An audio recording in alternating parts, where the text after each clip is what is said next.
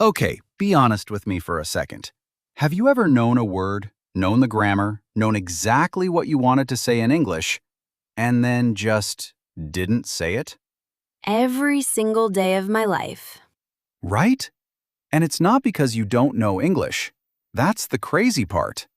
It's not a vocabulary problem. It's not even really a grammar problem. So, what is it then? Because today we're going after the real answer, the one nobody talks about. And by the end of this episode, you're going to understand exactly why your mouth freezes up and what to do about it. Let's get into it. Hey everyone, welcome back to Emily and Peter's English. The podcast where we talk about mindset, real life, and English, all at the same time. I'm Peter. And I'm Emily. How are you doing today, Peter? Honestly, a little tired, but good. You? Good.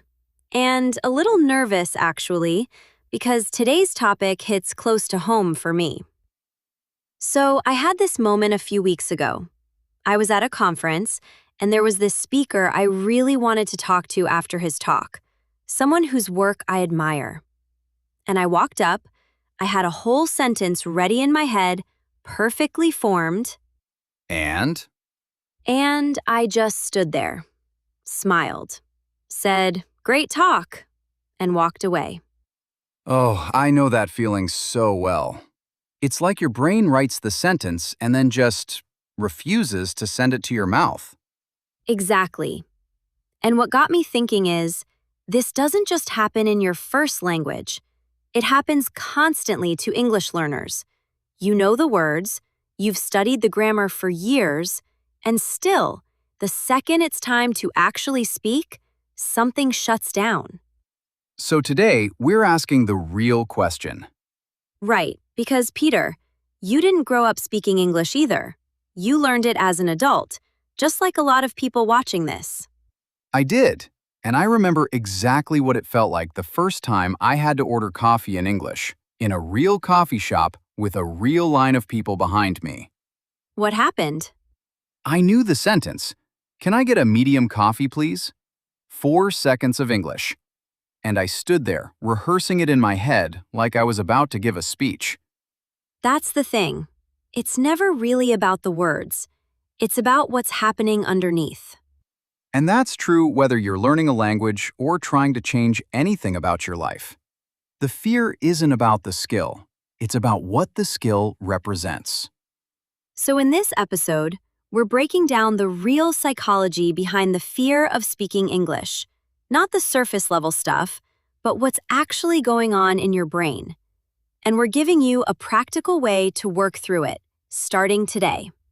By the end of this, you're going to understand your own hesitation in a completely different way. As always, a few useful words are going to come up naturally as we talk. We're not going to stop and do a vocab list. We'll just explain them right when they show up.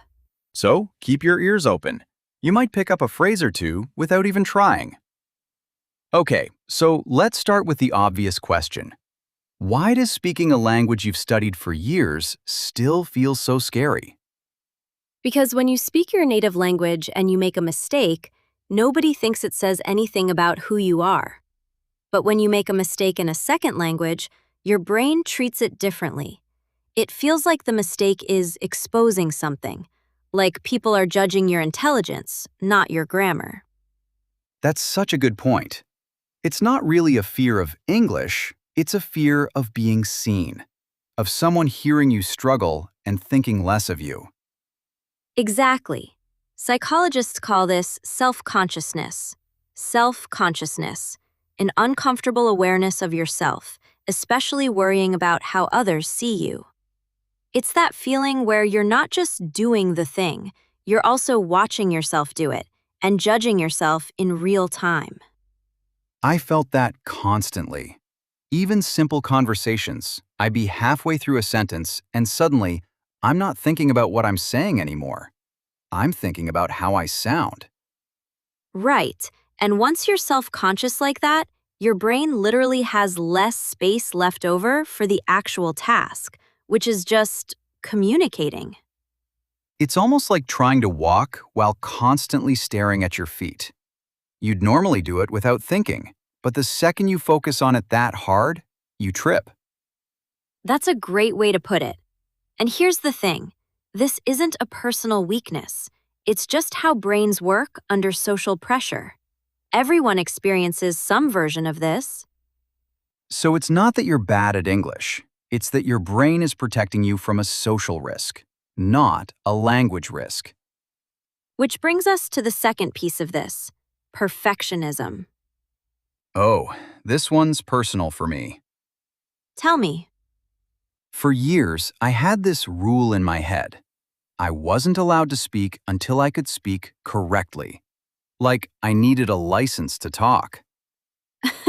A license to talk. Basically, I'd rehearse sentences, fix them mentally, and by the time I felt ready, the conversation had already moved on. That's such a common trap. You're waiting to feel confident before you speak. But confidence doesn't usually come before the action. It comes after, from doing the thing enough times.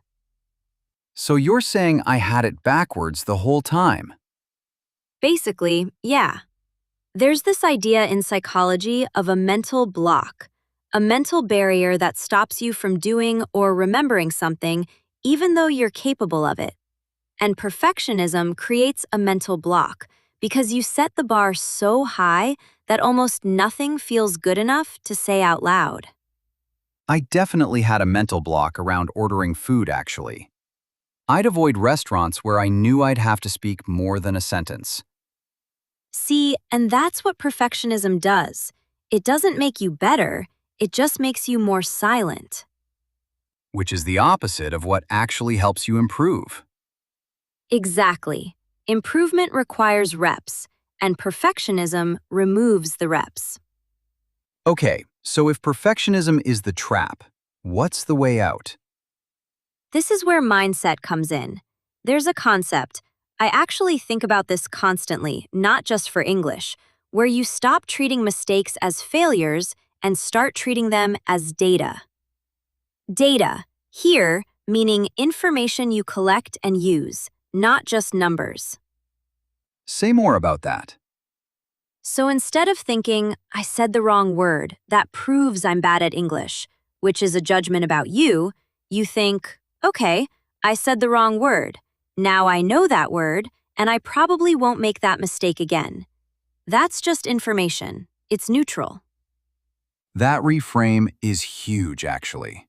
I remember the moment this clicked for me.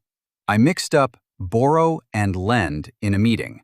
Someone gently corrected me, and instead of feeling embarrassed for the rest of the day like I usually did, I just thought, okay, noted, and moved on. And did you make that mistake again? Never again. That one correction taught me more than a week of studying grammar books. That's the whole point. The fear tells you mistakes are dangerous, but mistakes are actually the fastest way you learn, in language, and honestly, in life. Every skill you've ever built, you built by being bad at it first. So the goal isn't to eliminate mistakes. It's to change what a mistake means to you. Exactly. From proof I'm not good enough to proof I'm actively learning. Okay, so mindset is one piece, but I know for me, mindset alone wasn't enough. I needed to actually change my environment too. Totally. This is the part people skip. You can believe all the right things and still freeze up if you only ever practice in high-pressure situations. Right, like if the only place you speak English is a big meeting at work, of course it's terrifying. The stakes are high every single time. So what actually worked for you? I started small, low-stakes conversations, talking to a cashier, leaving a short voice message, chatting with a language partner online who I knew wasn't judging me, just building up small wins. That's such a good strategy because confidence is built the same way a habit is. Small, repeated actions, not one big leap. It's basically the same as anything else you're trying to build. You don't get in shape from one massive workout. You get there from showing up consistently. And who you surround yourself with matters too. If you're only speaking around people who criticize every mistake, your brain is going to stay in that defensive, self-conscious mode. But if you find people, teachers, friends, communities, who make mistakes feel normal, your brain relaxes, and that's when real progress happens.